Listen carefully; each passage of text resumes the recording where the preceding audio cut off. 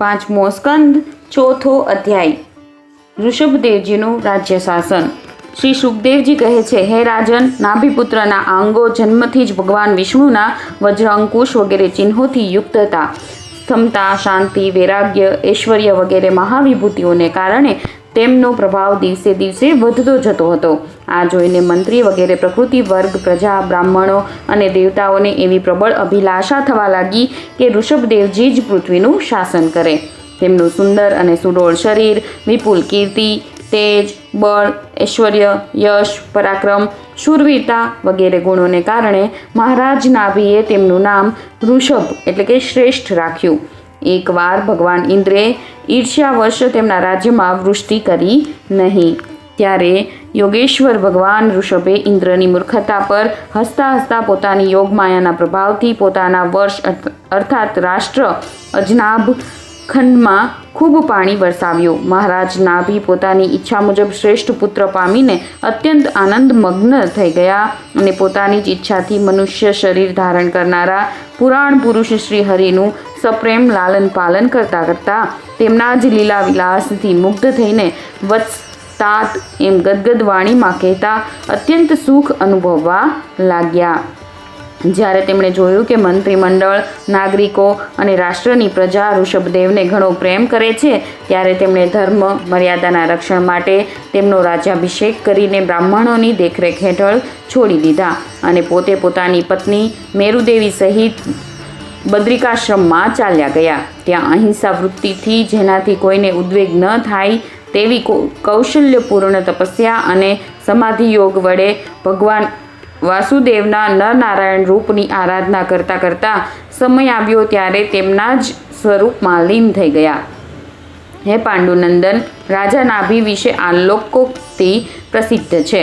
રાજર્ષિ નાભીના ઉદાર કર્મોનું આચરણ બીજો કયો પુરુષ કરી શકે કે જેમના શુદ્ધ કર્મોથી સંતુષ્ટ થઈને સાક્ષાત શ્રી હરિ તેમના પુત્ર થયા હતા. મહારાજ નાભી જેવો બ્રાહ્મણ ભક્ત પણ કોણ હોઈ શકે કે જેમની દક્ષિણા વગેરેથી સંતુષ્ટ થયેલા બ્રાહ્મણોએ પોતાના મંત્રબળથી તેમને યજ્ઞશાળામાં સાક્ષાત શ્રી વિષ્ણુ ભગવાનના દર્શન કરાવ્યા. ભગવાન ઋષભદેવે પોતાના દેશ અજનાભ ખંડને કર્મભૂમિ માનીને લોકસંગ્રહ અર્થાત લોકકલ્યાણ માટે થોડાક સમય માટે ગુરુકુળમાં વાસ કર્યો. ગુરુદેવને યથાયોગ્ય દક્ષિણા આપીને ગૃહસ્થીમાં પ્રવેશવા માટે તેમની યાજ્ઞા મેળવી. પછી લોકોને ગૃહસ્થ ધર્મનો બોધ કરાવવા માટે તેમણે દેવરાજ ઇન્દ્રે આપેલી તેમની પુત્રી જયંતી સાથે લગ્ન કર્યું તથા શ્રુતિગત અને સ્મૃતિગત બંને પ્રકારના શાસ્ત્રોમાં ઉપદેશ કરેલા કર્મોનું આચરણ કરતા રહીને તેના ગર્ભથી પોતાના જેવા જ ગુણોવાળા 100 પુત્રો ઉત્પન્ન કર્યા. તેમાંથી મહાયોગી ભરતજી સૌથી મોટા અને સૌથી અધિક ગુણવાન હતા. તેમના જ નામથી લોકો આ અજનાભ ખંડને ભારત વર્ષ કહેવા લાગ્યા. તેમનાથી નાના કુશાવર્ત, ઇલાવર્ત, બ્રહ્માવર્ત, મલય, કેતુ, ભદ્રસેન, ઇન્દ્રસ્પુર્ક, વિદર્ભ અને કિકટ આ 9 રાજકુમારો બાકીના 90 ભાઈઓથી મોટા અને શ્રેષ્ઠ હતા. તેમનાથી નાના કવિ, હરિ, અંતરિક્ષ, પ્રબુદ્ધ, પીપલાયન, આવિહોત્ર, દ્રુમિલ, ચમસ અને કરભાજન આ 9 રાજકુમારો ભાગવત ધર્મનો પ્રચાર કરનારા ભગવત ભક્તો હતા. ભગવાનના મહિમાથી મહિમાન્વિત અને પરમ શાંતિથી પૂર્ણ તેમનું પવિત્ર ચરિત્ર અમે નારદ વાસુદેવ સંવાદના પ્રસંગ પછી આગળ ઉપર 11મા સ્કંદમાં કહીશું. તેમનાથી નાના જયંતીના 81 પુત્રો પિતાની આજ્ઞાનું પાલન કરનારા, અતિ વિનમ્ર, મહાન, વેદજ્ઞ અને નિરંતર યજ્ઞો કરનારા હતા.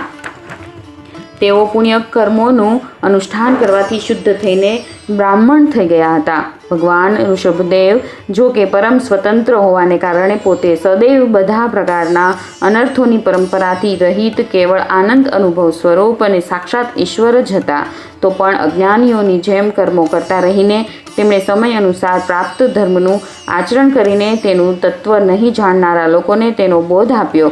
સાથોસાથ સમ, શાંત, સુહૃદ અને કરુણામય રહીને ધર્મ, અર્થ, યશ, સંતાન, ભોગ, સુખ અને મોક્ષનો સંગ્રહ કરતાં કરતાં લોકોને ગૃહસ્થાશ્રમમાં નિયમબદ્ધ બનાવ્યા. મહાપુરુષો જેવું જેવું આચરણ કરે છે બીજા લોકો તેનું જ અનુકરણ કરે છે. જો કે તેઓ બધા જ ધર્મોના સારરૂપ વેદના ગૂઢ રહસ્યને જાણતા હતા, તો પણ બ્રાહ્મણોએ બતાવેલી વિધિથી સામ દામ વગેરે નીતિ અનુસાર જ પ્રજાનું પાલન કરતા હતા. તેમણે શાસ્ત્રો અને બ્રાહ્મણોના ઉપદેશ અનુસાર ભિન્ન ભિન્ન દેવતાઓના ઉદ્દેશ્યથી દ્રવ્ય, દેશ, કાળ, આયુષ્ય, શ્રદ્ધા, ઋત્વિજ વગેરેથી સુસંપન્ન બધા જ પ્રકારના 100 યજ્ઞો કર્યા. ભગવાન ઋષભદેવના શાસનકાળમાં તમામ પ્રજાજનો પોતાને માટે કોઈની પણ પાસેથી પોતાના પ્રભુ પ્રત્યે દિવસે દિવસે વધતા જતા અનુરાગ સિવાય અન્ય કોઈ વસ્તુની ક્યારેય ઈચ્છા કરતા ન હતા. એટલું જ નહીં, પ્રભુ સિવાય કોઈ પદાર્થ વસ્તુ તરફ દૃષ્ટિપાત પણ કરતા ન હતા. એકવાર ભગવાન ઋષભદેવ ફરતા ફરતા બ્રહ્મવર્ત દેશમાં જઈ પહોંચ્યા. ત્યાં મોટા મોટા બ્રહ્મર્ષિઓની સભામાં તેમણે પ્રજાની સામે જ પોતાના સમાહિત ચિત્તવાળા તથા વિનય અને પ્રેમના ભારથી સુસંયત પુત્રોને ઉપદેશ આપવા માટે આ પ્રમાણે કહ્યું. 5મા સ્કંધ અંતર્ગત 4થો અધ્યાય સમાપ્ત.